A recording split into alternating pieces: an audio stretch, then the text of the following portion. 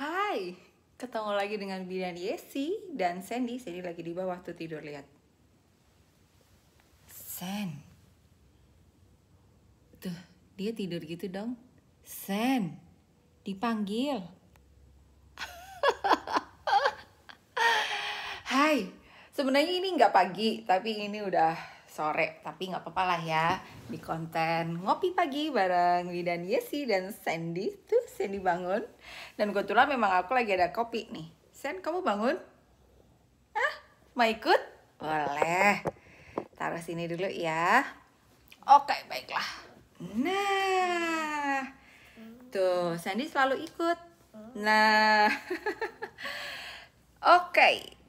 Seperti biasa di ngopi pagi bareng Bidan Yesi dan Sandy, aku akan sharing tentang menjawab pertanyaan-pertanyaan ibu-ibu berkaitan tentang kehamilan, persalinan dan lain-lain dari Instagram. So, biar pertanyaan satu orang bisa dibaca oleh semua orang dan bisa menjadi, siapa tahu menjadi jawaban beberapa banyak orang. Dan kebetulan juga aku ditemenin sama Starbucks kopi. Enak banget nih. Starbucks kesukaanku. Oke. Aku akan bahas tentang pertanyaan. Jadi sebelumnya beberapa hari kemarin pagi aku kan posting tentang tentang siapa yang mau tanya gitu kan, supaya aku bisa jawab bareng-bareng di konten YouTubeku. Nah, terus ada pertanyaan nih. Ada pertanyaan dari @rahmi_nisa.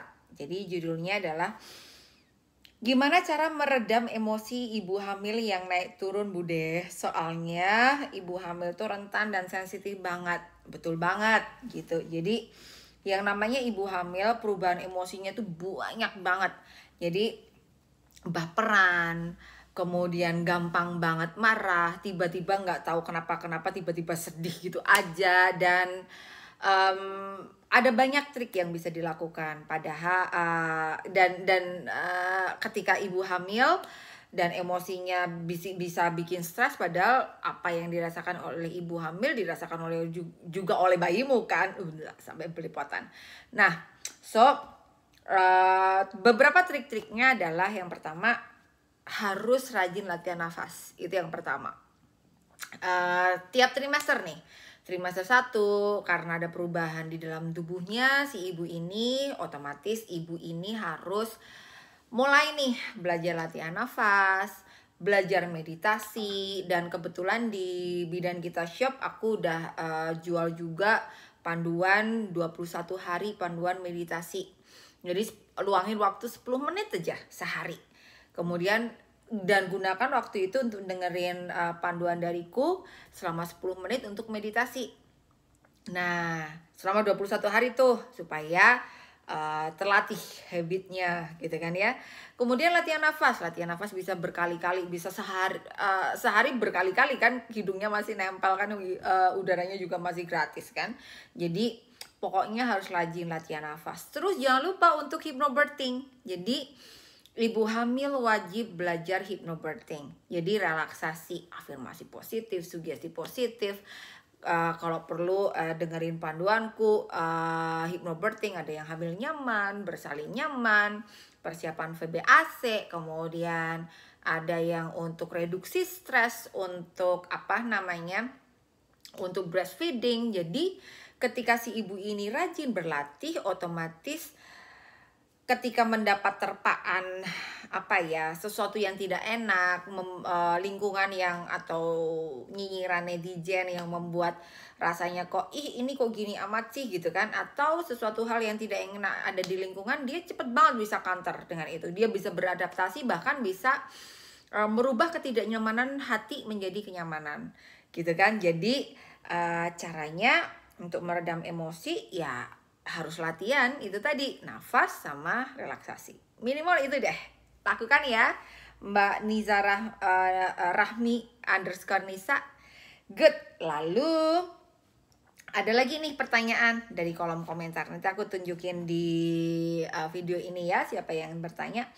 Ada dari Mbak Salsabila @ramadhani Salsabila _ramadhani 12. Pertanyaannya adalah, perawatan luka jahit perineum Bude, tips dan triknya juga biar cepat kering, dan gimana untuk BAB dan BAK yang nyaman. Kebanyakan ibu baru banyak yang was-was soal ini. Bener banget. Mungkin untuk sebagian ibu, mereka ketika sudah habis melahirkan, mereka selalu bilang sakitnya melahirkan itu belum apa-apa, belum sebanding dibanding dengan sakitnya ketika dijahit vaginanya, disobek atau robek sendiri, kemudian dijahit, atau habis itu perawatan lukanya. Betul nggak? Siapa yang kayak gitu nanti komentar ya di bawah ya. Karena ternyata challenging banget kalau Anda kontraksi, kemudian ada rasa nggak nyaman ketika kontraksi, kemudian pas ngejen juga nggak nyaman ketika kurang nyaman lah ketika pas lagi ngejen. Kekurangan nyaman itu masih bisa di-counter dengan harapan. Aduh, bentar lagi ketemu dengan bayiku. Aduh, bentar lagi ketemu dengan dedek bayi yang sudah dinanti-nanti. Jadi ada sesuatu gitu loh ketika kamu ngejan gitu, atau pas kontraksi pun masih bisa oke, senyum, bibir atas senyum, bibir bawah senyum, kayak gitu masih bisa begitu. Tapi begitu dijahit, bayinya udah ada di dada nih, nempel di dada nih, begitu giliran dijahit rasa sakitnya aduh gitu kan. Apalagi ketika providermu melakukan metodenya jahitnya nggak pakai dibius lagi. Ada kan beberapa provider yang begitu jahit, udah gitu jahitnya lama, kadang-kadang sejam 2 jam kalau pas lagi robekannya gimana gitu, luar biasa gitu, jahitnya lama banget, rasanya suruh ngangkang gitu kan. Sehingga pas proses after healingnya, after melahirkan, jalan aja aduh rasanya ngilu, mau duduk apalagi mau pipis aduh panas, pedih dan lain sebagainya. Kemudian mau pup apa lagi gitu kan, belum lagi kalau punya wasir atau ambeien ada gitu kan. Nah, gimana sih caranya untuk merawat luka? Yang pertama adalah benar-benar jaga kebersihan.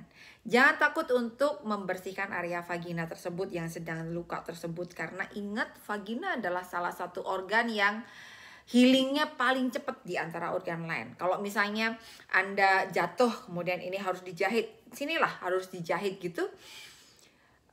Biasanya kalau habis dijahit di tangan nih, itu tuh kena air aja nggak boleh. Tapi kalau di vagina, mau dijahit mau diobras sekalipun, di situ itu ya pipis ya basah, kemudian masih ada darah nifas juga, artinya di situ basah terus. Tapi biasanya seminggu udah selesai, 3 hari bahkan udah sembuh, 5 hari kadang-kadang bahkan udah bener-bener sembuh total. Jadi vagina adalah salah satu organ yang sangat cepat banget healingnya sebenarnya. So, nggak perlu khawatir. Yang harus Anda lakukan adalah jaga higien personalmu, kebersihannya dijaga. Habis pipis bener-bener semprot dengan mungkin dengan aku biasanya pakainya calendula tincture, kemudian ditetesin di salah satu alat namanya bidet gitu kan. Kemudian semprot gitu kan tiap habis pipis begitu, tiap habis pup begitu, kemudian dikeringin, walaupun nanti basah lagi nggak apa-apa, keringin dulu, kemudian pakein betadine atau healing cream atau calendula tincture lagi, atau obat yang dikasihkan oleh providermu gitu kan. Atau kadang ada juga yang pakai sufratul kayak gitu, pakai. Kemudian dan ada tekniknya tuh supaya yang tetap nyaman. Tekniknya ada di description ya, karena aku udah bikin ada teknik namanya jaranan. Jadi nanti baca aja di link yang aku tulis di bawah. Kemudian makan makanan yang bergizi, minum cairan yang banyak, jangan takut untuk pipis. Justru semakin sering pipis semakin baik nanti. Artinya sistem eliminasimu bagus.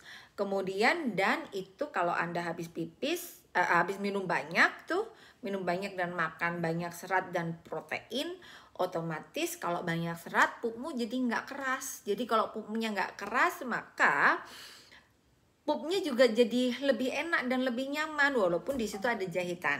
Oke. Nah, kemudian Bisa juga dikompres pakai air dingin, atau ada namanya mens pad khusus untuk nifas. Kapan-kapan aku bikinin resepnya untuk mens pad, jadi bisa di DIY gitu kan, yang isinya memang ada aloe veranya, ada essential oilnya, ada calendulanya yang bisa kamu pakai gitu kan. Cuman aku belum bikin videonya, semoga cepat-cepat ya aku bikin videonya untuk Anda. Nah, bisa pakai begitu, atau paling tidak hanya kompres pakai es aja gitu kan, atau pakai metodeku yang aku tulis di link bawah tentang apa namanya jaranan itu tadi. So, yang penting ketika ngerawat luka jangan takut-takut gitu kan. Nyaman saja, dibikin nyaman, kemudian dan harus berani, karena apalagi untuk membersihkan sisa-sisa habis pupi, kadang-kadang takut untuk pegang. Jangan, justru malah dibersihin yang bersih gitu kan, karena ketika Anda menjaga kebersihan maka resiko infeksi menjadi sangat kurang dan gizinya harus diperhatikan. Oke, sip. 2 pertanyaan semoga menjawab untuk Mbak Salsa Bila _Ramadhani 12 dan untuk Mbak Rahmi _Nisa. Thank you ya. Yang mau tanya-tanya lagi tulis di Instagramnya Bidan kita, nanti aku jawab lagi di YouTube. Oke? Thank you. Selamat ketemu lagi di Ngopi Pagi bareng Bidan Yesi dan Sandy. Dadah.